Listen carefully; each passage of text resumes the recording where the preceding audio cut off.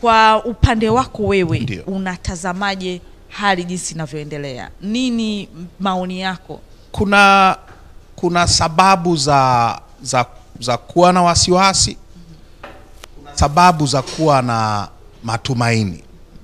Kuna sababu za kuwa na matumaini. Kuna sababu za kuwa na wasiwasi kwa sababu kwa kuangalia tu mjadala ulivyo, kwa kuangalia matendo ya kiuchaguzi ambayo tumeyaona tayari, kuna sababu kubwa sana ya kuwa na wasiwasi.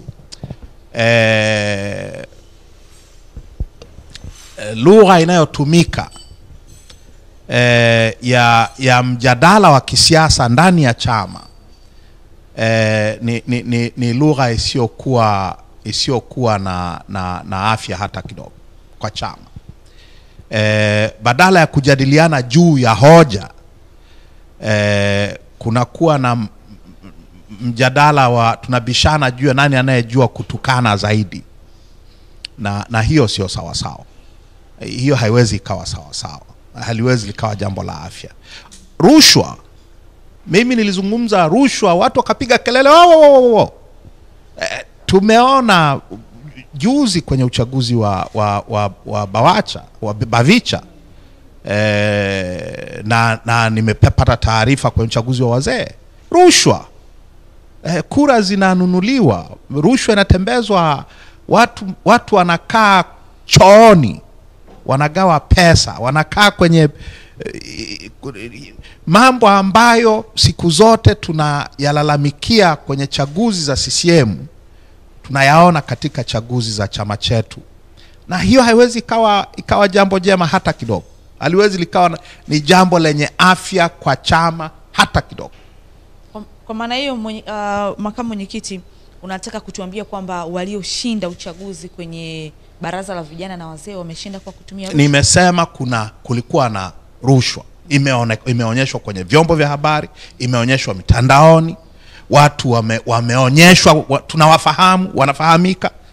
Wala sio kitu cha nini, wala sio kitu cha kusema leta ushahidi, kwa sababu ushahidi umetolewa. Mgombea anagawa pesa kwa wapiga kura, mgombea. Hiyo kwenye kanuni za chama chetu tuna muongozo dhidi ya rushwa. Unasema usitoe fedha kwa wapiga kura kwa lengo la kufanya nini? Kwa lengo la kuchaguliwa. Iko wazi.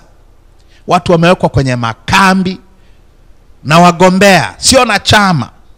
Wako kwenye makambi na wagombea, wanalishwa, wananyweshwa, wamelazwa, wamenalipiwa malazi, wamelipiwa usafiri. Hiyo kwenye mwongozo dhidi ya rushwa wa Chadema, hiyo ni rushwa na inakatazwa. Kwa hiyo hivi vitu hivi ndio huwa maangamizi ya vyama, huwa ni maangamizi ya nchi, kwa sababu yanafanya uchaguzi usiwe huru, usiwe wa haki, usiwe wa wazi. Na ndicho ambacho tumekiona. Upande mwingine, nimesema kuna matumaini. Tumeona jinsi ambavyo licha ya vitendo hivyo, kumekuwa na mapambano makali ya kuvizuia. Vijana juzi walipambana usiku kucha, wanapambana dhidi ya watoa rushwa, wagawa rushwa. Watu wanakuja na magari, wanakuja na ma-V8, wanakuja na nini, wana mabegi ya fedha ambazo mimi nimesema hadharani na nitarudia kusema sasa hivi, wala hizo sio fedha za Chadema, wala sio za Chadema. Lakini vijana wamepambana, wamewakamata waliokuwa wanazigawa, wengine wamewashughulikia. Unanifahamu? Ina imeonyeshwa iko kwenye record. Wamewashughulikiaje? Wamewatandika kidogo. Wamewafinya kidogo. Lakini hapo uone kisheria zipo taratibu za kisheria. Juzi kulikuwa na defender 3 za mapolisi. Hakuna aliyechukua hatua, hata huyu dhidi ya wagawa mapesa hao. Kama polisi hawawezi kuchukua hatua, watu hatubariki sheria mkono. Watu hatubariki. Raia wana haki kwa mujibu wa sheria za nchi hii, kwa mujibu wa sheria yetu ya jinai actually. Raia kama wewe ukiona kosa linafanyika, hakuna polisi jirani au hakuna polisi anayechukua hatua, wewe unageuka kuwa polisi, unapiga watu, unawadhibiti. Lakini Chadema wamepiga. Ndio nasema ni sehemu ya kuwadhibiti, unatumia reasonable force. Sheria inasema reasonable force. Okay. Kuwadhibiti. Kwa hiyo wamewadhibiti. Na matumaini ni kwamba wanachama wetu kwa nani zao mbalimbali, katika nafasi zao mbalimbali, watajitokeza kuhakikisha kwamba chaguzi zetu hazichafuliwi na haya mapesa ambayo kila mtu anajua ni mapesa yanayoletwa kwa ajili ya kuvuruga chama, kwa ajili ya kuvuruga demokrasia. Sawa, Mheshimiwa Lissu, umesema pesa si za Chadema, hazitoki Chadema. Unafikiri zinatoka wapi? Zinatoka na pili, wewe ni msafi kiasi gani? Mimi wanasema sina pesa. Sawa sawa. Mimi wanasema sina pesa. Na kama sina pesa, vile vile sina pesa ya kugawa. Mimi sitoi rushwa na sipokei rushwa. Mimi sipokei rushwa. Nililetewa hapa kwenye sebule hii hapa tulipokaa hapa na Abduli. Mheshimiwa, tunaomba tusitaje majina ya watu. Kwa nini tusiyataje kama yanaweza kuthibitika? Eleza tu maelezo. Kwa nini yanathibitika? Lakini kama chombo cha habari aliyemleta sasa kama mnataka mambo mengine yafichwe, hiyo ni juu yenu. Unaweza kusema lakini bila kutaja majina. Hapana. Kwa nini unataka nitaje jina la mwenyekiti, unataka nitaje jina la nani? Kwa nini hayo unaruhusu nitaje, nisitaje ya waovu hawa? Sawa, tuendelee na maswali yangu. Tuendelee, yes. Mimi sitoi rushwa. Sipokei rushwa, sitoi rushwa. Kwa hiyo kwenye hilo mimi msafi. Okay. Na wanaotengeneza makambi huko wanatembea na mabegi ya pesa, wala sio watu wangu. Sio watu wangu walioonyeshwa wakigawa mapesa na Ubungo Plaza. Sio watu wangu. Sio timu yangu. Na mimi nimesema hadharani, nimekemea rushwa hadharani. Mgombea gani mwingine amefanya hivi? Tuende kwenye swali langu la msingi. Ndio. Kwamba kama si za Chadema zinatoka wapi hizo pesa? Unaweza ukajua zinatoka wapi. Kama sio za Chadema, zinatoka kwa wale wasioipenda Chadema, wale wanaotaka waichafue Chadema. Ukishahonga viongozi, ukahonga wanaochaguliwa, ukahonga wanaochagua, hiki chama hakitaweza kusimama tena kikakemea rushwa, kwa sababu mtaambiwa toeni kwanza maboriti kwenye macho yenu ndio muone mabanzi kwenye macho ya watu wengine. Mheshimiwa Tundu Lissu, ndio nisema kwenye concept ya fedha kugawiwa. Ndio. Na kama zitoki Chadema, ndio, na zinagawiwa apigiwe kura nani? Maana ile vijana walioshinda ni kambi yako, wameshinda licha ya huo uchafu wa kupambana nao. Uchafu alikuwa ashinde nani? Wamepambana, walikuwa washinde wapinzani wapinzani wa nani, wakili Deo Mahinyila. Waliokamatwa wakigawa pesa ni campaign manager wa mwenyekiti Mbowe. Anaitwa nani yule, Daniel Naftali. Yuko kwenye video. Amefukuzwa Ubungo Plaza. Unanifahamu?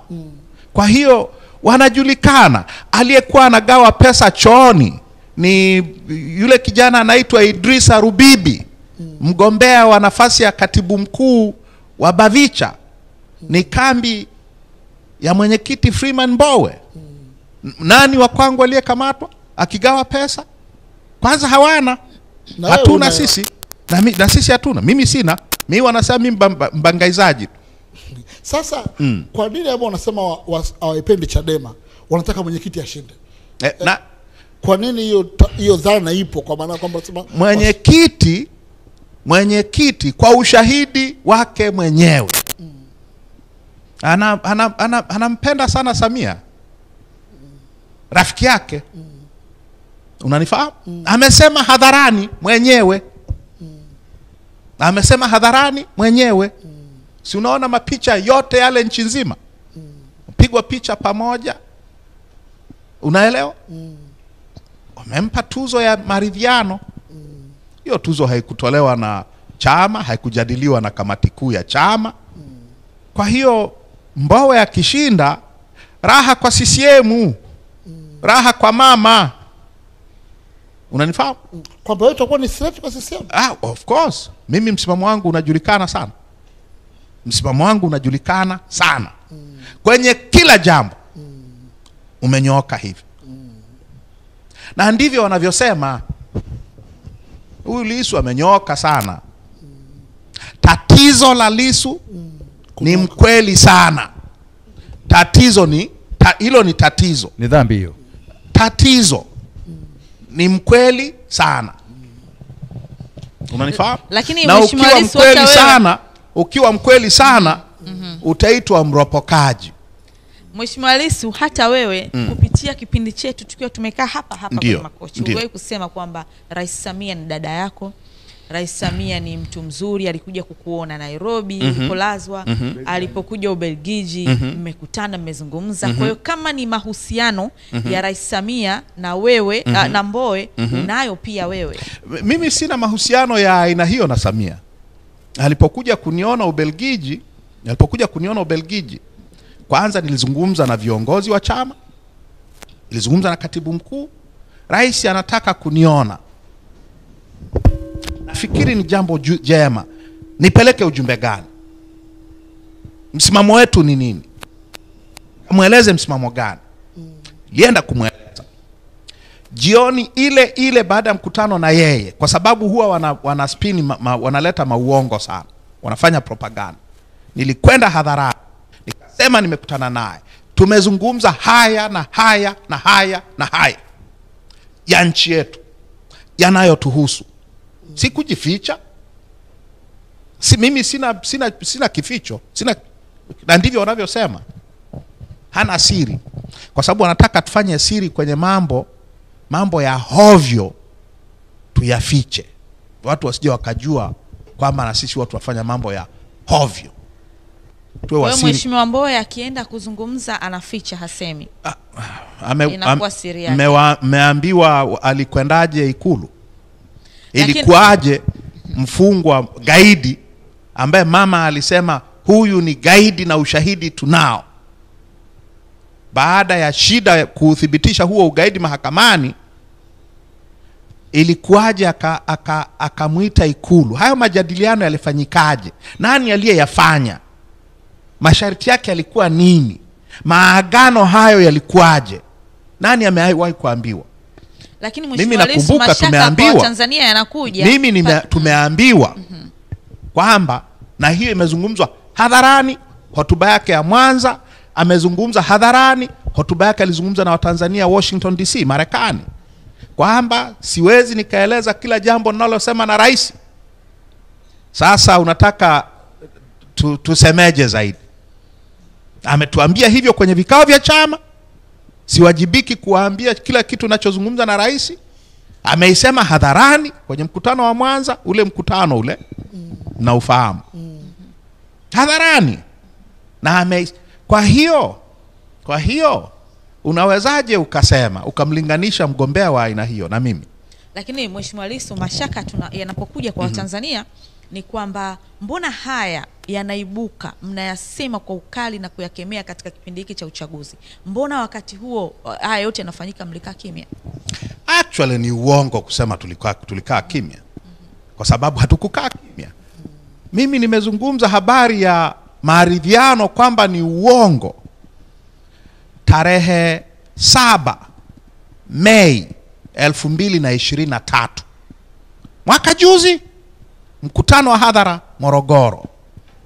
Nikaizungumza Dumila Morogoro, nikaizungumza Kibaigwa Dodoma, nikaizungumza njia nzima, na of course tarehe 31 Mei, wiki tatu baada mimi kuzungumza, CCM wakatukatalia kila tulichowapelekea mapendekezo yetu.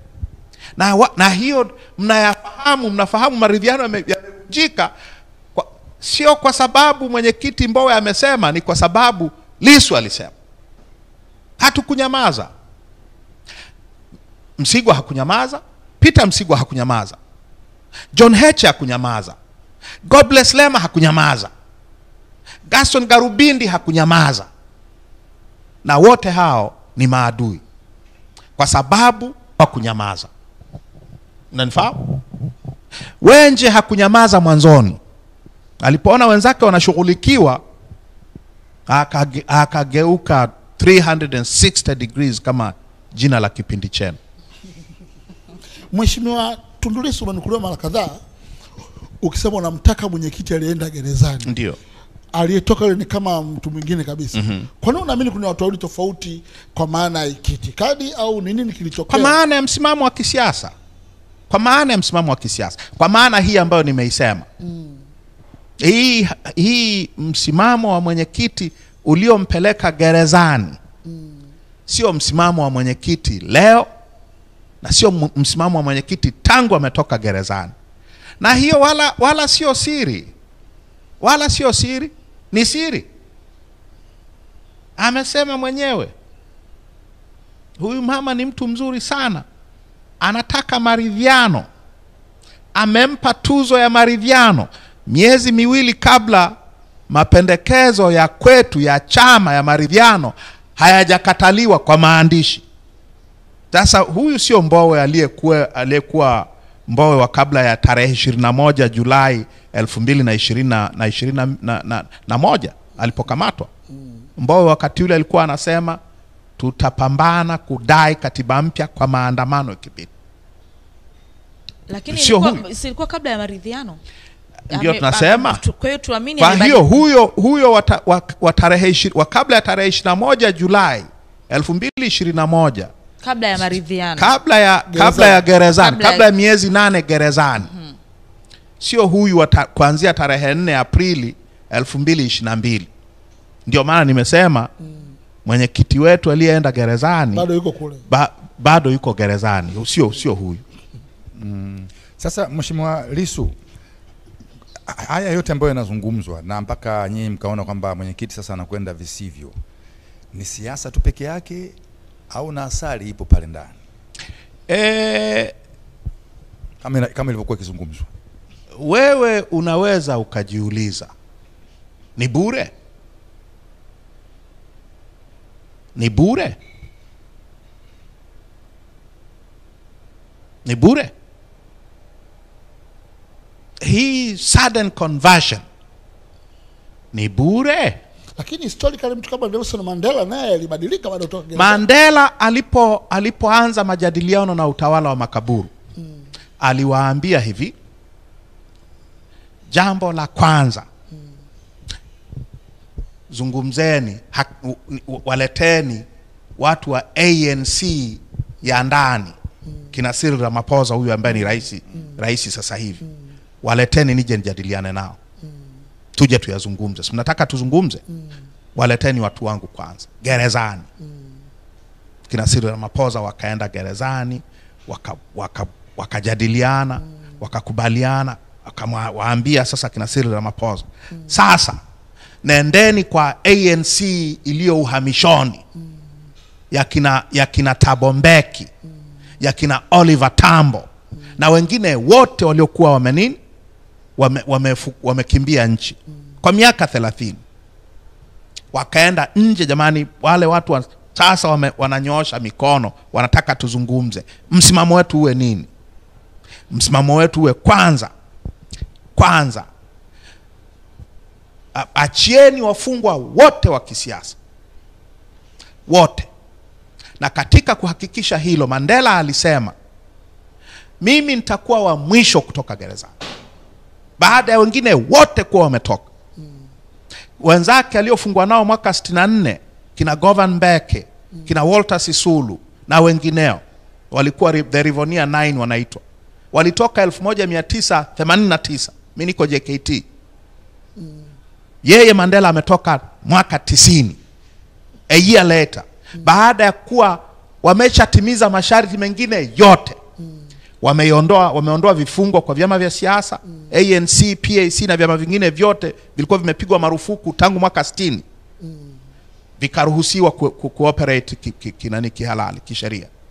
Waliokuwa uhamishoni kina Oliver Tambo, kina Thabo Mbeki na wengineo wakarudi nyumbani. Wafungwa wa kisiasa wote wameachiliwa, exiles wote wamerudi nyumbani, vyama vina operate legally. Ndio Mandela akatoka gerezani. Na alitokea gerezani. Hakutokea ikulu ya Afrika ya Kusini, Union Buildings, Pretoria. Alitokea gerezani. Baada kila mtu amekuwa nini? Amekuwa huru. Na huo ndio ulikuwa msimamo wetu. Yale yanayoitwa sasa matunda ya maridhiano.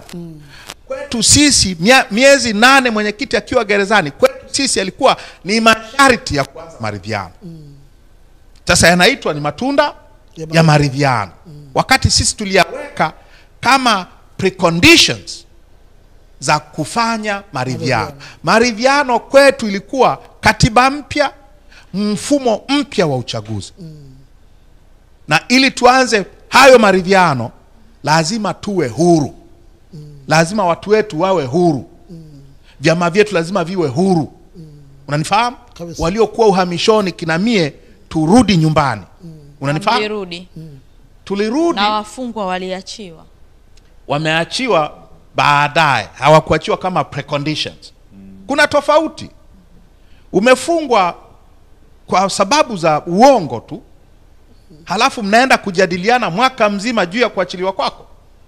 Halafu ukiachiliwa wanasema, unaona tulivyo watu wazuri, tumemwachia huyu mliyekuwa mmemfunga bure. Tumefuta kesi za watu 400. Zilikuwa kesi halali to begin with. Sasa sisi tulioweka yale kuwa mkiondoa haya maonevu haya, tuanze maridhiano.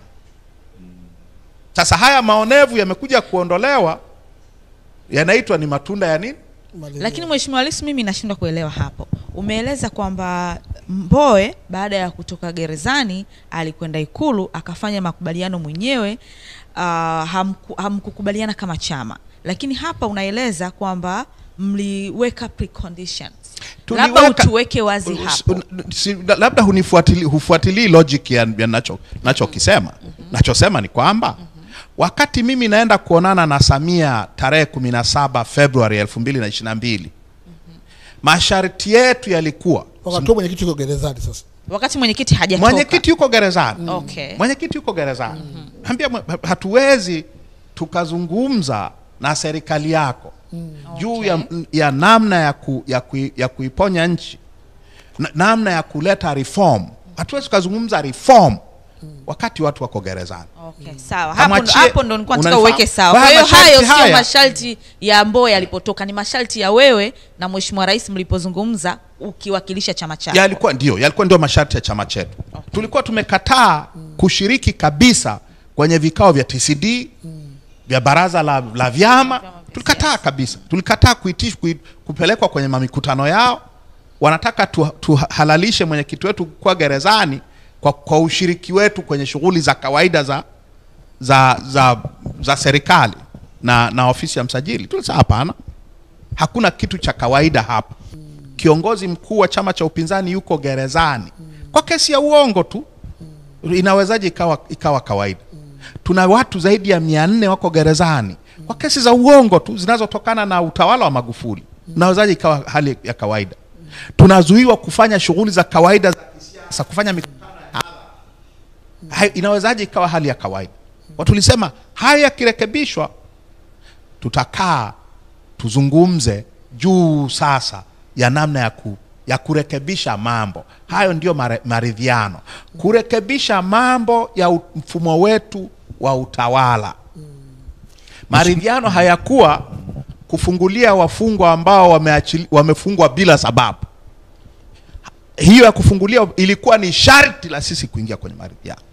Sasa likageuzwa, yani ni kwenye wanasema kama kishika uchumba. Hiyo ni neno lako.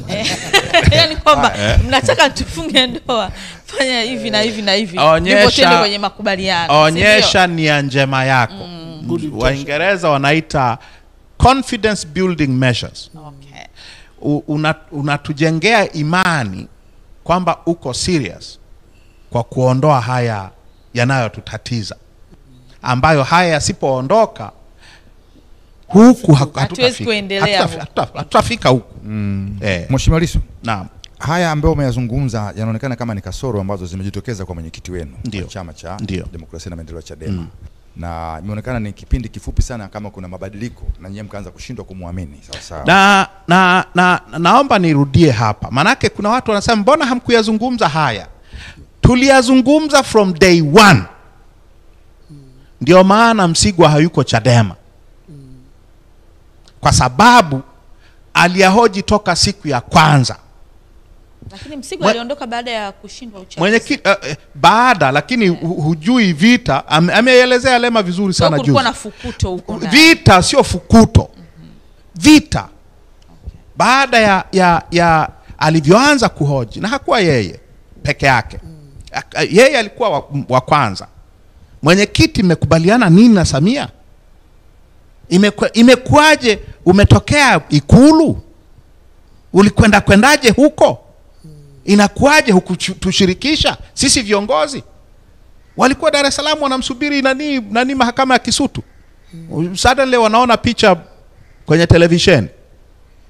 Unanifahamu? Sasa alivyoanza kuhoji hayo akawa adui. Unanielewa? Nakuelewa. John Heche bahati nzuri alikuwa kwenye timu ya maridhiano. Baadaye ziliundwa timu. John Heche wakitoka kwenye mikutano ya maridhiano, mwenyekiti anazungumza mambo mazuri, tunaenda vizuri. John Heche sasa, jamani hapana, hii kitu haijakaa sawa. Na yeye akawa adui. Akapiga 360. Hakupiga Heche, hakupiga 360. Unanifahamu? Lema alikuwa uhamishoni pamoja na mimi. Na yeye alikuwa anahoji. Unanifahamu? Wenje alirejea mapema zaidi kutoka uhamishoni. Na yeye alikuwa anahoji. Sasa fikiria, hawa ni viongozi waandamizi wa chama. Unanifahamu? Katika historia hii ya miaka 15 ya hiki chama tangu 2010, ukizungumza kwenye siasa za Tanzania na siasa za Chadema, huwezi ukakwepa jina la mchungaji Peter Msigwa, huwezi ukakwepa jina la Ezekia Wenje au la Godbless Lema au la John Heche. Unanifahamu? Wote hawa walikuwa ni miamba wa nini? Miamba wa Chadema. Wanajulikana nchi nzima kwa misimamo yao. Unanifahamu? Sasa hawa wanasema hii kitu haijakaa sawa. Fanya vikao vingi. Hii mbona mwenyekiti, mbona hututendei haki? Mbona unaenda tofauti? Mbona sio mwenyekiti wetu wa miaka yote? Mbona vikao vingi sana na Samia, mnazungumza nini? Unaelewa? Na wote hao ni maadui sasa. Sasa Mheshimiwa Makamu Mwenyekiti, kuna wakati nimedokeza pale, nilikuwa nakuja kwenye swali, lakini bahati nzuri ukaingia pale katikati. Kwamba hayo mapungufu ambayo mnayaona ndio yanawafanya nyinyi kutaka mabadiliko, kwamba sasa mwenyekiti akae pembeni tukae sisi. Na je, wewe unatosha kiasi gani katika nafasi ya mwenyekiti? Ninatosha kiasi gani? Hilo ni swali ambalo wanachama wenye haki ya kupiga kura kwenye mkutano mkuu wataliamua tarehe 21. Kwa hiyo tuna siku chache tu hilo swali kujibiwa. Mimi najionaje? Nafikiri nachoweza kuzungumzia ni mimi najionaje. Nafikiri kwa rekodi yangu, na rekodi yangu iko hadharani, wala sio nini, wala sio kificho, kwa misimamo yangu kwenye maswala yote, mimi hakuna swala ambalo sina opinion. Hakuna swala ambalo msimamo wangu haujulikani. Unanifahamu? Kwa misimamo yangu, kwa rekodi yangu, nafikiri ninafaa kuwa mwenyekiti wa hiki chama. Sasa ninavyojiona mimi, ukweli wa ninavyojiona mimi utathibitishwa na wanachama wa chama hiki tarehe 21 wiki ijayo. Timu kubwa sana watu, timu Lissu, wanaombea, wanatamani mwenyekiti Mbowe ajitoe kabla tarehe 21. Nimesikia tena juzi Godbless Lema anasema kuficha aibu ya mwenyekiti, atakavyoaibika kwenye sanduku la kura ni mara 10 ajitoe leo mapema kabla kufika kwenye kura. Naona kama aibu, yani kushindwa ni aibu na kutoka pia ni aibu. Kwa nini kama wanahofia sanduku la kura kana kwamba pale patakuwa pana mazingaombwe ya bwana Lissu kupoteza nafasi? Kuna chochote ambacho kinahofiwa kwenye sanduku la kura ni aueni Mbowe ajitoe leo kabla ya kuingia kwenye sanduku la kura? Kwanza kawaulize hao, unaniulizaje mimi? Mimi nimesema ajitoe. Naona tamani tuingie kwenye sanduku la kura. Kawaulize hao. Sawa. Mimi nimesema twendeni kwenye nini? Kwenye sanduku la kura. Lakini ni timu yako ile. Nasema. Kwa hiyo tunaamini kwamba kabla hawajatoka, labda utuambie hiyo ni imani. Niulize mimi. Wewe mbona hujasema hivyo? Wewe hutaki atoke. Mimi sijasema hivyo. Ajitoe asijitoe, kwanza hawezi akajitoa. Unanifahamu? Kulikuwa na wakati ambao walikuwa yeye alikuwa hataki nigombee. Kwa nini? Kwa sababu anajua mwenyewe. Unanielewa? Alikuwa hataki nigombee. Ameniitishia vikao vya nisitangaze nia. Ameviitisha yeye. Amevianzisha yeye. Na ukihudhuria. Nikaalikwa. Ukialikwa na watu wanaoheshimika katika jamii, njoo tuzungumze. Ukatai wito. Unakataaje wito? Unanifahamu? Nilihudhuria kikao kimoja, lakini niliitwa na watu 3 wanaoheshimika katika jamii. Nikasema sawa, takuja. Kwenye hicho kikao cha kwanza iliposhindikana, sasa mimi nilikuwa hata sijatangaza nia. Kulikuwa na uvumi tu. Alijuaje wewe unataka kugombea sasa? Mpaka kuitisha kikao. Alisi vipi? Si nani Mastori ya town yalisambaa. Yalisambaa Mastori ya town. Karibu wiki 2 kabla hata sijatangaza nia. Akaona kwa. Hii kitu mbona hivi? Unanifahamu? Kikashindikana. Kwa sababu gani? Kwa sababu moja, mimi nilisema mimi nitatangaza nia. Yaani utaratibu wa chama ni kwamba utangaze nia. Huo ndio utaratibu. Tafuata utaratibu wa chama, nitatangaza nia. Wakasema usitangaze. Sasa nitatangaza. Unanifahamu? Tunafanyaje sasa katika hali hii? Yeye anasema mimi sijaamua kugombea. Ila hataki mimi nifanye nini? Nitangaze nia. Sasa mimi nimeamua. Angesema ameamua kugombea, ingekuwa sawa tu. Ningetangaza. Sasa nilishaamua kwamba sasa inabidi nisimame. Unanifahamu? Wao hawataki nisimame. Kwa hiyo nikataa kabisa. Kwa hiyo habari ya kwamba mimi naogopa sanduku la kura haipo. Kwa sababu nilipoamua kusimama, nilijua naye tunaenda kuamuliwa na sanduku la kura. Wakati unatangaza hiyo nia yako na dhamira yako ya dhati kabisa kwamba mimi nitagombea. Ndio. Hukuhisi kwamba pengine kutatokea mpasuko mkubwa sana kati yako wewe na mwenyekiti tayari ulikuwepo na kundi jingine? Tayari ulikuwepo. Hakukuwa na kitu ambacho kilikuwa hakipo tayari. Vita imeanza tulivyoanza kuhoji maridhiano. Vita tulikuwa tunapigwa sisi. Unanifahamu?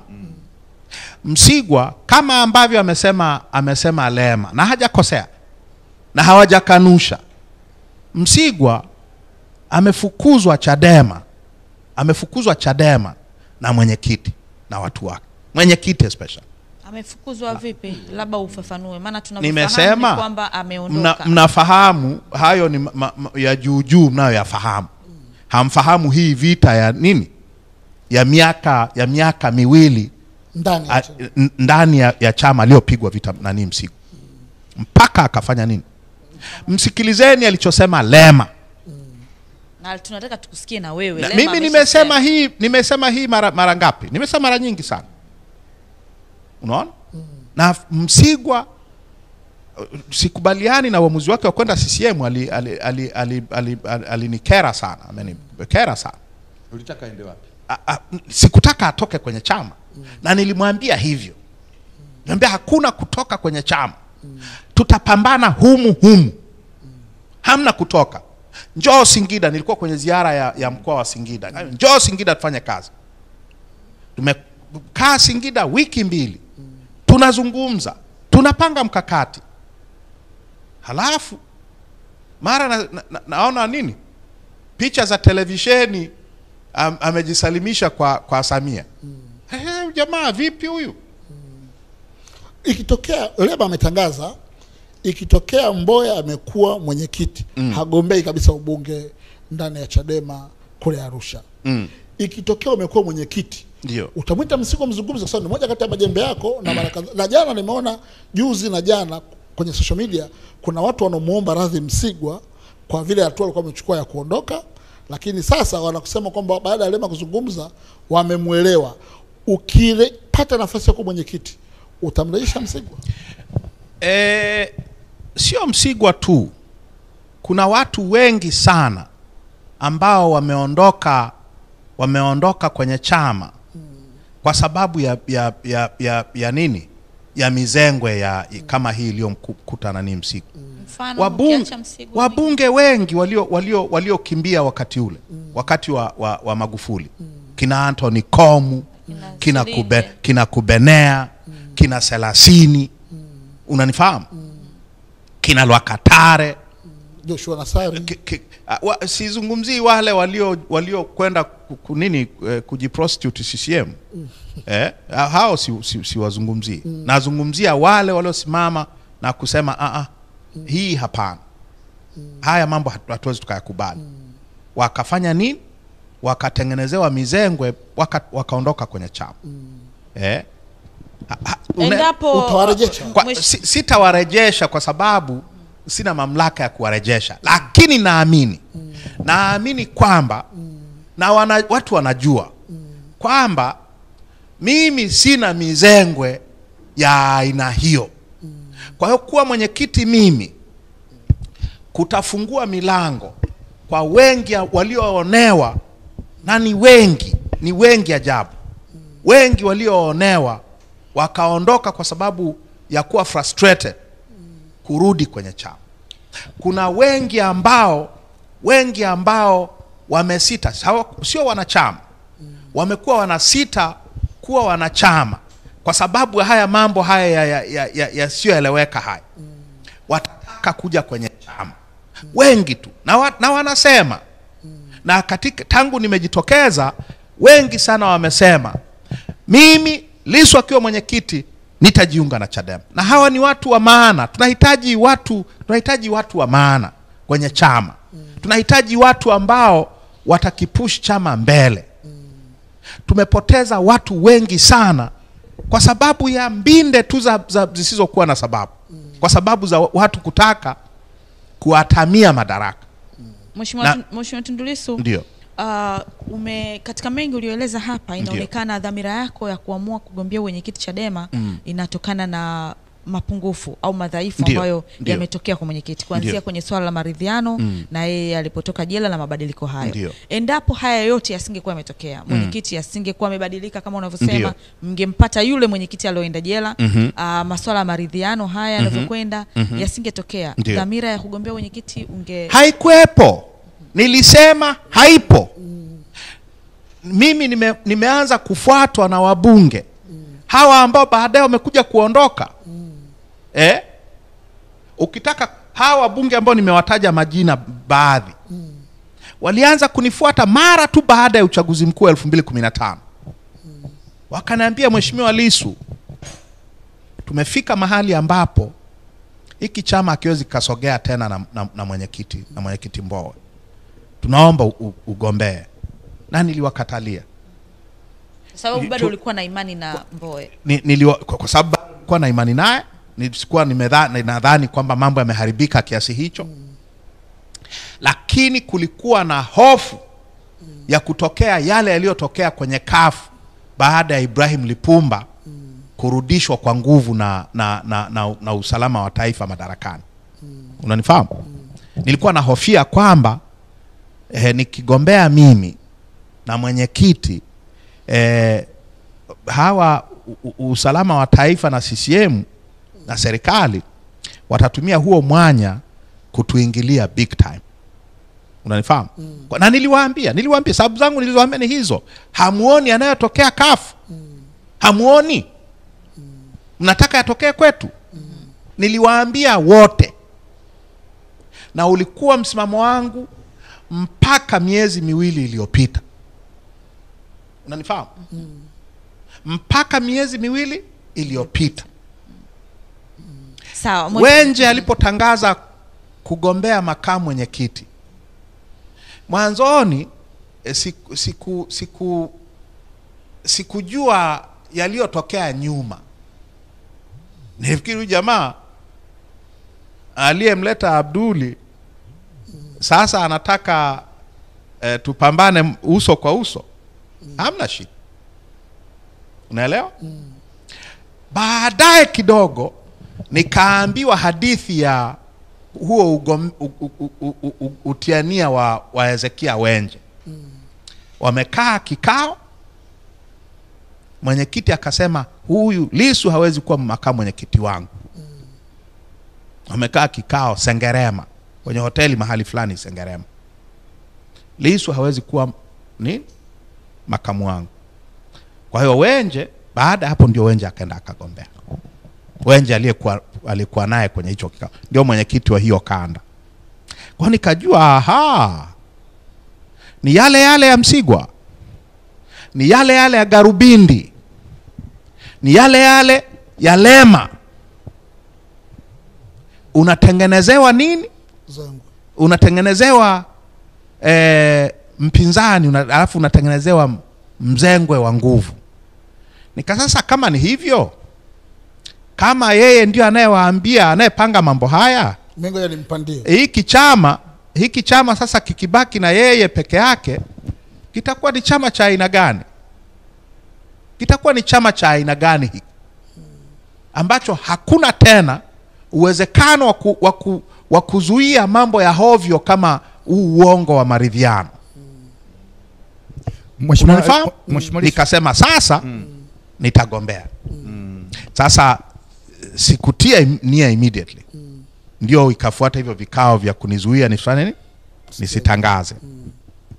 Tuko hapa.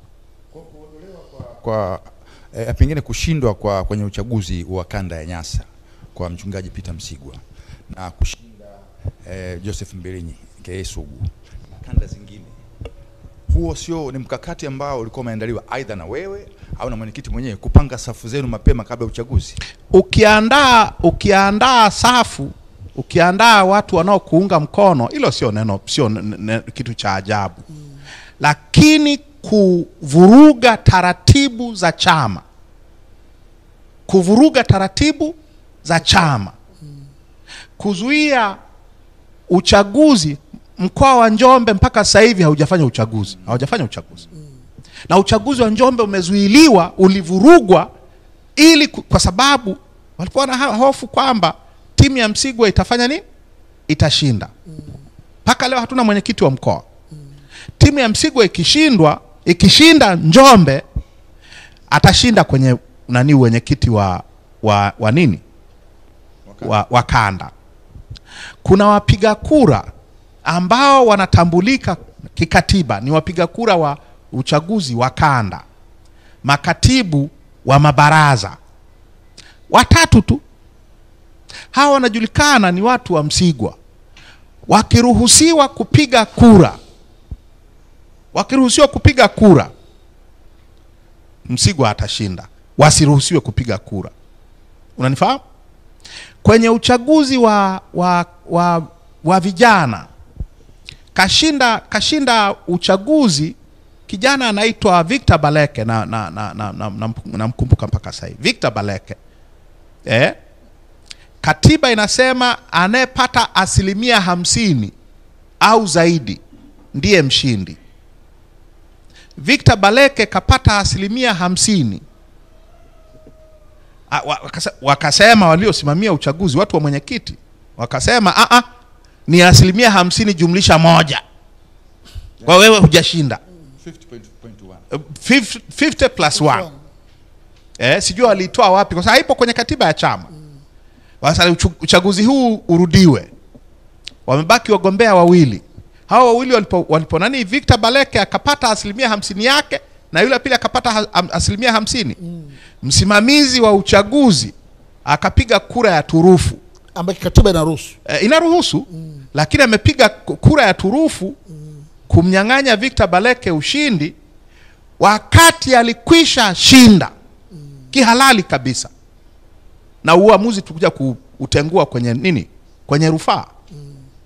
Kama sheria ya chama inasema ukipata 50% wewe ni umechaguliwa.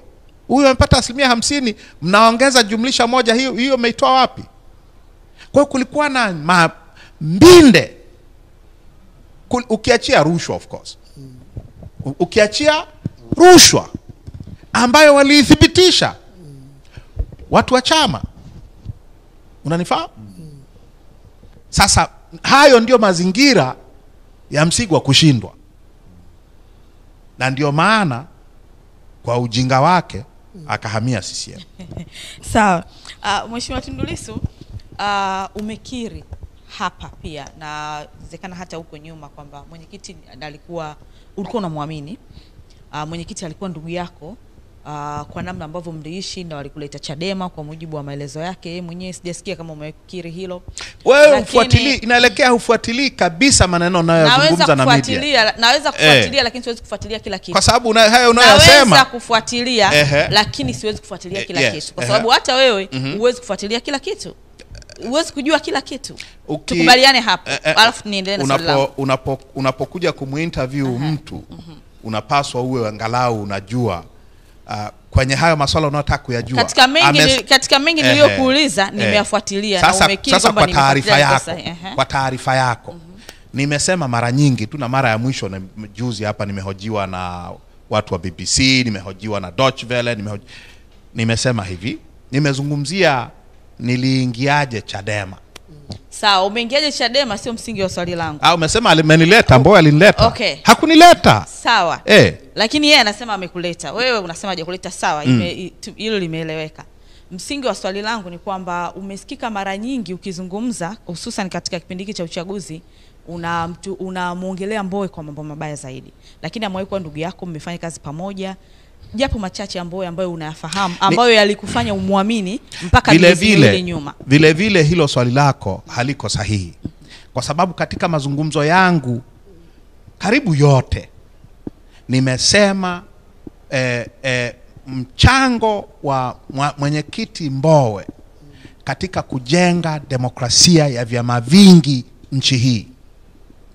Nimesema nilipohojiwa nafikiri na BBC kwamba historia ya kipindi hiki itakapoandikwa, historia ya miaka 30 ya kwanza ya multi-party Tanzania itakapoandikwa, jina la Freeman Aikaeli Mbowe litakuwa limeandikwa kwa wino wa dhahabu. Litaandikwa in the most glowing terms. Kwa sababu alichukua chama kikiwa na wabunge 5. The party was going nowhere. Amekichukua chama chenye wabunge 5, 4 wa majimbo, 1 wa viti maalum. Amekifanya chama kikuu cha upinzani na kukifanya chama kikubwa, pengine cha pili kwa ukubwa katika nchi hii. Unanifahamu? Ndani ya kipindi cha miaka 20. Kwa hilo tu amefanya multi-party politics za nchi hii kuwa viable. Unanifahamu? Tanzania ukiangalia bungeni hutaona sura halisi ya kisiasa ya Tanzania. Utaona sura ya kiuchaguzi.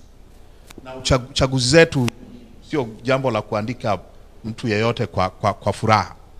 Lakini Tanzania ni nchi, na huo ndio mchango wake mkubwa. Sawa.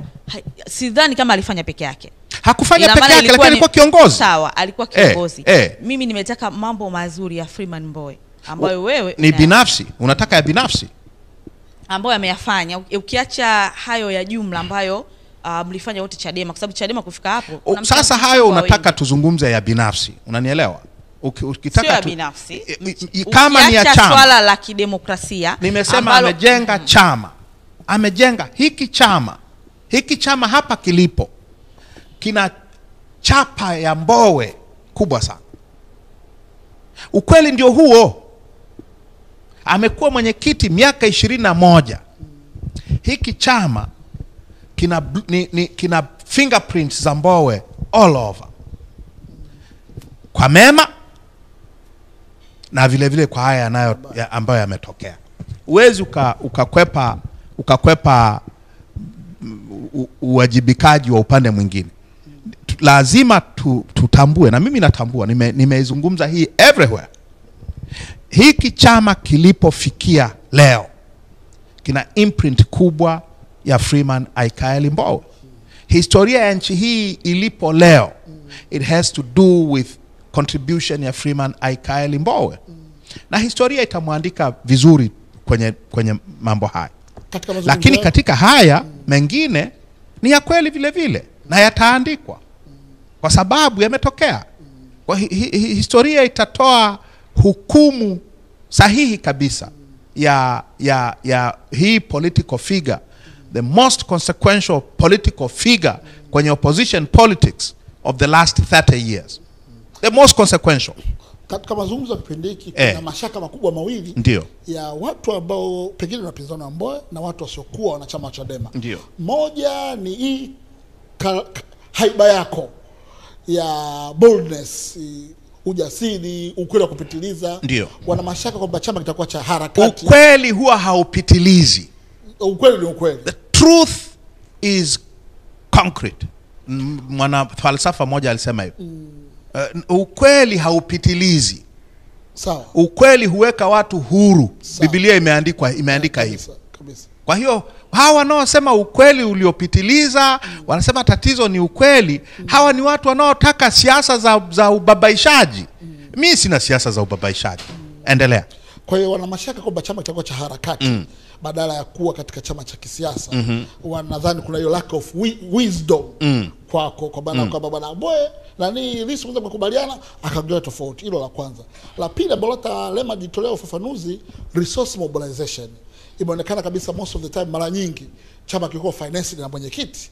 Na wao wamesema jamani, mfumo wa chama kinataka kujiendesha na sio kumtegemea mtu mmoja. Hili pia umejipangaje nalo once utakapotoka kwa mwenyekiti? Unaofanya nini kuhusiana na fedha za kuendeshea chama ambazo mfadhili mkuu atakuwa yupo? Asante sana. Kwanza tuanze na hilo la wanaharakati. Kwenye nchi yenye mfumo wa kisiasa kama wa kwetu, ambao katiba, mfumo mzima wa kikatiba na utawala essentially haujabadilika tangu mwaka 62. Tangu mwaka 62 ukiangalia ile fundamental pillars za political system ya Tanzania, za constitutional system ya Tanzania hazijabadilika. Katiba yetu na mfumo wetu wa utawala ni mfumo wa chama kimoja. Na ndio maana kuna matatizo yote haya tunayoyaona kwenye chaguzi, kwenye matumizi ya state power and so on and so forth. kwenye mfumo wa aina hiyo, chama cha siasa cha upinzani lazima kiwe chama cha harakati, lazima, kwa sababu hii misingi ya chama kimoja itabomolewa kwa harakati. Huwezi ukaepuka harakati, huwezi ukaepuka kuwa chama cha kisiasa cha harakati, kwa sababu misingi muhimu ya kikatiba na ya kiutawala bado inahitaji kubadilishwa. Kwa mtu anayesema kwamba tuache harakati twende kwenye siasa, anakaribisha chaguzi za aina ya hii ya juzi ya vijiji na mitaa. Anakaribisha aina ya chaguzi za 2000 ule wa 2020 au wa mitaa na vijiji 2019. Anayekataa harakati hataki demokrasia, kwa maana nyingine hataki kabisa demokrasia. Kama unataka demokrasia, lazima uwe mwanaharakati, na uwe mwanaharakati kweli kweli, na mimi ni mwanaharakati kweli kweli. Resource mobilization ni swali zuri sana. Taka niweke kwenye record, na nataka mtu yeyote ndani au nje ya chama aseme nasema uongo. Wanachama wetu nchi nzima wanapofanya mkutano wa hadhara mahali popote pale, hawafanyi kwa sababu wamepewa pesa na Mbowe au na makao makuu ya chama. Wanafanya mikutano hiyo kwa kujitegemea wao, kwa kuchangishana wao. Wanachama wetu wakijenga ofisi, na wamejenga maofisi, wanajenga kwa nguvu zao, hawajapewa hela na Freeman Aikaeli Mbowe wala na makao makuu. Wakifanya mikutano ya mikoa, wakifanya hii kazi ya uchaguzi wa serikali za mitaa, kutafuta wagombea, wanahangaika wao wenyewe. Wanahangaika wao wenyewe. Hawapati hela ya chama. Unanifahamu? Kwa hiki ni chama cha watu ambao wamejitolea kweli kweli. Sasa pesa za mwenyekiti zinatokea wapi? Inapokuja kwenye shughuli kama hizi, uchaguzi, uchaguzi kama huu wa chama au uchaguzi mkuu, na hii imekuwa ni hadithi ya tangu 2005. Mwenyekiti anakodi helikopta, analeta bili kwenye chama baada ya uchaguzi. Sawa sawa. Anakodi hiki au kile, analeta bili kwenye chama. Sawa sawa. Kwa sababu wakati huo tunakuwa hatuna nini? Hatuna pesa. Tunachohitaji kufanya, kwani hizi chaguzi ni za bahati mbaya, zinaitishwa kwa dharura? Hapana, zinajulikana. Kama tunaweza tukafanya vitu vyote tunavyofanya bila kusaidiwa na makao makuu, tunaweza tukaplani vizuri zaidi kuhusiana na gharama za chaguzi zetu, ziwe za ndani, ziwe za nini, ziwe za kiserikali, kwa sababu haziji kama dharura, zinahitaji maandalizi bora. Hakuna afya yoyote kwa chama kutegemea, inapofika kwenye chaguzi kama hizi, kutegemea fedha za mwenyekiti wake au mfadhili wake mmoja au wawili. Hakuna afya kabisa. Na ndio maana kunakuwa sasa kuna shida. Watu wanasema sasa, huyu ambaye amekuwa ndiye mrisha wetu miaka yote hii, tukitaka chopa ya kampeni, mwenyekiti, tukitaka nini, mwenyekiti, akiondoka itawezekana? Ndio maana wanauliza maswali haya. Hayo maswali sio ya afya. Hayo maswali yanaonyesha kwamba hili jambo sio la afya. Manake mkiambiwa kwamba hiki ni chama cha Mbowe, msio mnakataa. msikatae. Sasa tunahitaji kuondoka huko. Na mimi nimesema kwenye nilipotangaza kutia nia, lazima tutengeneze utaratibu mpya na bora zaidi wa kutafuta fedha za chama, wa kusimamia matumizi yake, na wa namna ya kuzigawanya katika hiki chama ambacho kimekuwa kikubwa sana. Unanifahamu? Kabisa. Kwa hiyo ukisema siwezi kumobilize fedha, sijawahi kuwa na hiyo nafasi ya mwenyekiti wa nini? Ya mwenyekiti wa chama. Lakini ulikuwa makamu mwenyekiti wa chama. Ukiwa makamu mwenyekiti wa chama, kwa mujibu wa katiba yetu inasema ni msaidizi wa mwenyekiti. Unamsaidia kwenye mambo gani? Kama kuna kikao kinachoongozwa na mwenyekiti, yeye asipokuepo, wewe ndio una nini? Wewe ndio una chair. Kama wakati akiwa gerezani, mimi nilichair vikao vyote vya kamati kuu. Na juzi wakati tunasaili wagombea, hizi wiki moja mbili zilizopita, alikuwa ana majukumu mengi, nimechair vikao. Hiyo ndio kazi ya makamu mwenyekiti, unanifahamu? Makamu mwenyekiti hana mamlaka alionayo mwenyekiti hata kidogo. Mwenyekiti wa chama chetu ana mamlaka makubwa kweli kweli kikatiba, na hayo mamlaka sio ya nini, ya makamu mwenyekiti. Unafahamu? Kwa hiyo tunapozungumza nilikuwa makamu mwenyekiti, lakini nasubiri na ukiwa makamu mwenyekiti, by the way, kwenye vikao vya chama actually unakuwa wa pili toka mwisho kuzungumza. Mjadala utawaka moto huko, huwezi kuingilia. Mheshimiwa Tundu Lissu, mwenyekiti anapotaka kufunga, makamu mwenyekiti unasemaje?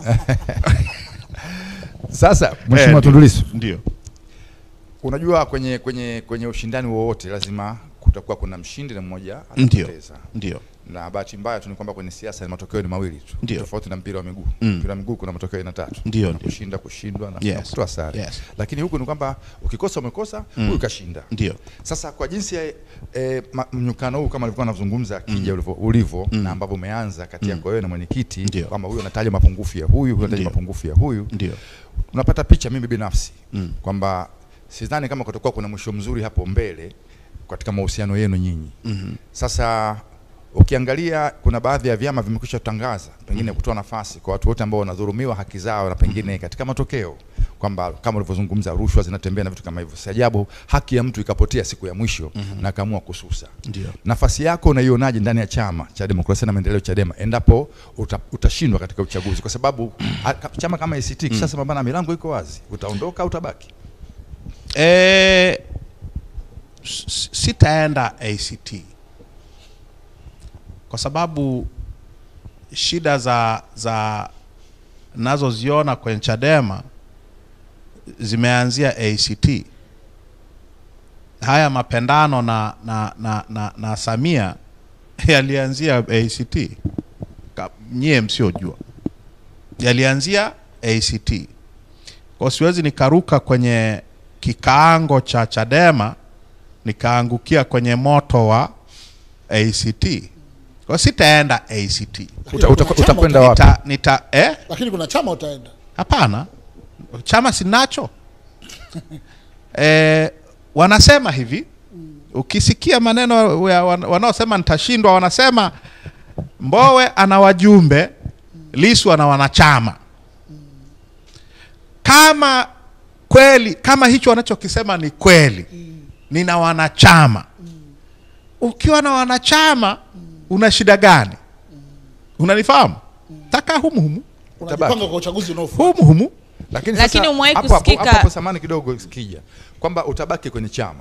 Lakini kwa jinsi ilivyo ni kwamba mwenyekiti yeye kama hata akiondoka bado ana nafasi ya kuwa mjumbe wa kamati. Si ndio maana yake? Lakini wewe utapoteza sifa zote na utabaki kama mwanachama wa kawaida. Unaridhia hilo kama itatokea? Ndio katiba inavyosema. Sio kwamba utasusa. Kwa nini nisuse? Kwa nini nisuse kitu ambacho kimewekwa kwenye katiba?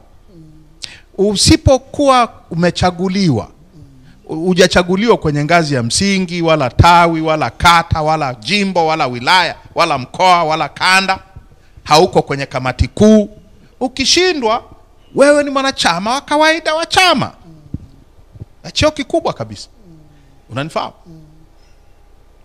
Lakini kama nimewahi kukufuatilia vizuri, sina uhakika. Ndio. Kama nimewahi kukufuatilia vizuri, narudia. Kama nimewahi kukufuatilia vizuri, umewahi kusikika ukisema kwamba utaondoka Chadema ikiondoka kwenye misingi yake ile kufanya ujiunge. Nilisema Chadema sio mama yangu, au sio? Ndio hiyo kauli. Nilifuatilia vizuri hapo. Sasa haufikiri kwamba huu ndio huo wakati sahihi endapo utakosa hiyo nafasi ya kuwa mwenyekiti, kwa sababu chama hiki kinaongozwa na mwenyekiti ambaye kuna mapungufu mengi sana ambayo umeyaona tofauti na wakati ukiingia Chadema? Nitapambana kuifanya nini? Kuyabadilisha ndani ya chama. Ndani ya chama. Na kuhusu hili la kwamba Chadema sio mama yangu, actually nilikuwa narejea maneno ya Mwalimu Nyerere.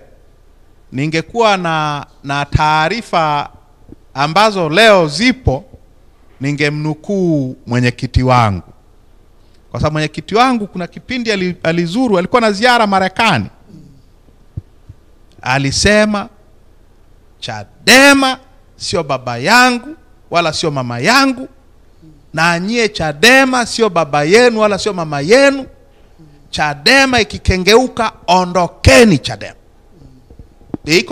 Iko kwenye mtandao. Sikuwa nimeiona siku za nyuma, nimeiona juzi. Kama ningekuwa nayo hiyo wakati ule, ningemnukuu yeye kwamba kama alivyosema mwenyekiti wangu, mwenyekiti wetu, Chadema sio mama yangu wala sio baba yangu. Ikiondoka kwenye misingi yake, nitaondoka. Kwa ningemnukuu mwenyekiti. Lakini nasema kwenye chama chenye wanachama mamilioni mengi haya, ambao wasiotaka nichaguliwa wanasema huyu hana wajumbe, ana wanachama, nitapambania hawa mamilioni ya wanachama ambao ninaambiwa ninao. Hamna kuondoka. Usiondoke na hao mamilioni. Kwa sababu nyingi. Na sababu ya kwanza, niondoke niende wapi? Nianzishe chama kingine? Yes. Kwa huyu msajili wa vyama, huyu Jaji Mutungi, mteule wa Samia. Ndio. Wewe unafikiri nitasajiliwa? Unaona utoboi?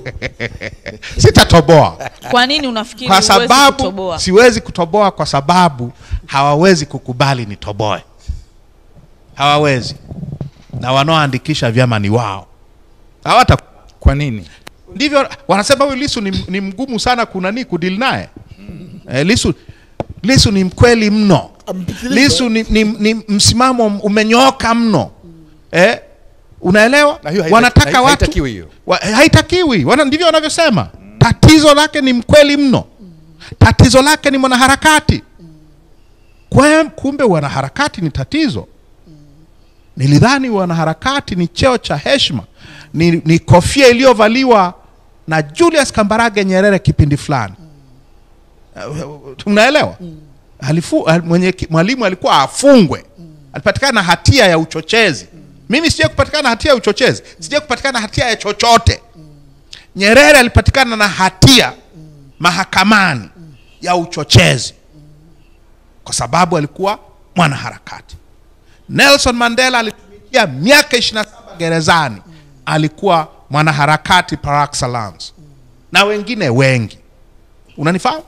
Sasa huyu wanaharakati ambao hawapendwi hawa, hawezi akaandikishwa na Jaji Mutungi. Hiyo najua, wala sihitaji kuambiwa. Kwa sababu wananiambia wenyewe. Utabanana humo. Utabanana humu. Swali la mwisho Tundu Lissu. Ndio. Bavicha. Ndio. Kule umeonekana kabisa wanashangilia Lissu imepita. Ndio. Leo Bawacha. Ndio. Tutatoboa? Sijui. Bahati mbaya sina nini. Hawa vijana wa Bavicha hawa nilikuwa na mawasiliano nao, nimefanya nao, tumefanya kazi sana. Tumejipanga, tumefanya kabla ya hiyo siku ya kwenda mimi. tumefanya kazi ya kuzungumza na vijana sana, kwa sababu walikuwa wanakuja kuniomba tufanyeje mheshimiwa, tufanyeje. Unaelewa? Kuna kipindi unajua walikuwa wagombea wanaoniunga mkono walikuwa wawili, kwa hiyo nafasi ya mwenyekiti na wagombea watatu. Nikaambia nyie vijana, nyie mkienda hivi tunaenda kupigwa, hebu mkakae mjifikirie. Wakaenda wakakaa huko, wakaamua wenyewe, mmoja akajitoa. Unanifahamu? Walifanya nao kazi kwa karibu sana, na ndio maana ya nini ya ulichokiona. Sasa wagombea wa BAWACHA kwa sababu ambazo mimi sizielewi sana, sijawaona kwa kiasi kikubwa. Nimemuona mgombea mmoja wa nafasi ya mwenyekiti ameniunga mkono, na mimi nimetangaza hadharani nikasema huyu namuunga mkono kwa sababu namfahamu msimamo wake, na amesema msimamo wake wazi wazi. Wengine hawajafanya hivyo. Kwa hiyo siwezi nikasema chochote juu ya BAWACHA kwa kweli. Asante. Mara ya mwisho Mheshimiwa Lissu kuongea na mwenyekiti wako ilikuwa ni lini? Kwa simu? Kwa simu? Sikumbuki. Ukumbuki? Sikumbuki. Na tangu mmeingia itakuwa ni kitambo sana. Tangu kwenye kinyang'anyiro hicho kilivyoanza sasa hivi, mkikutana mnakuwa katika hali gani?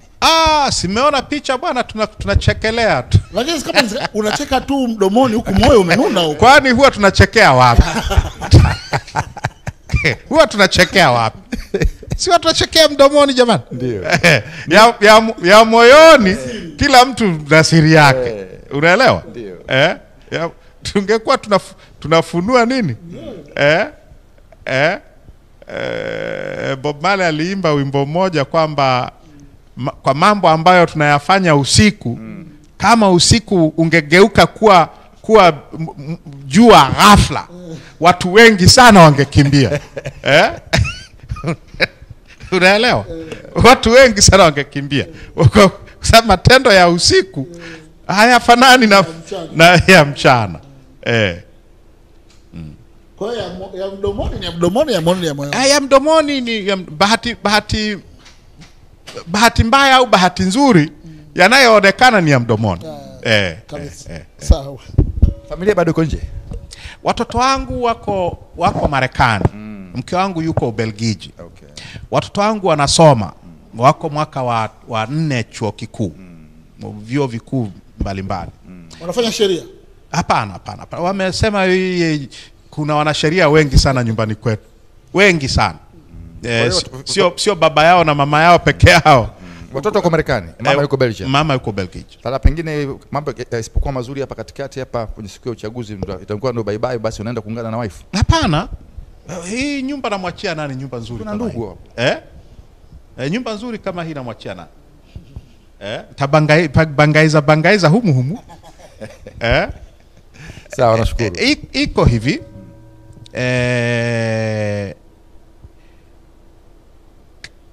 Kama mke wangu anafanya kazi Ubelgiji,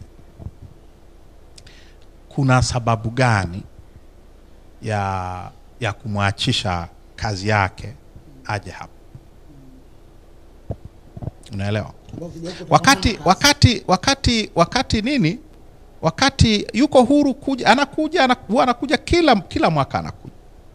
Hata wakati nilivyokuwa mimi sijarudi, yuko free kuja na nani. Lakini tumekaa miaka 5. Uwezi ukakaa miaka 5 bure, haiwezekani. Pata kazi, anafanya kazi. Vijana wanasoma. Watu wanataka waone, waache shule sasa ili nyie mje Lissu na wanayo wako nani? Inabidi wasome, watafute kazi. Dunia hii ni pana sana. Dunia hii na kwa jinsi ilivyo pana, ina fursa nyingi sana. Uwezi ukajifungia ndani kwako kwenye nchi yako, lazima utafute fursa mahali popote zilipo katika dunia hii. watasoma, watatafuta fursa. Ni watu wazima, wanaenda miaka 23 sasa. Ni watu wazima, watatafuta fursa zao, watatengeneza maisha yao. Mimi na miaka 50. Leo tarehe ngapi? Leo tarehe 16 Siku 4 zijazo nitakuwa na miaka 58. Bado kijana sana. Miaka 58 kwa tafsiri ya Chadema ni mzee. Na ndio maana Mzee Mbowe anaitwa Mzee Mbowe. Na wanangu wakinipigia simu siku hizo wananiambia, wewe mzee vipi? Kwa hiyo sio kijana sana. Sawa sawa. Kija. Labda kama na swala la nyongeza hapa au kama kuna mengineo kutoka kwa wadau. Kama yeye analo la kuhitimisha kwambia. Nyie mnauliza maswali, mimi najibu. Sawa, tumemaliza muda wetu. Nawashukuru.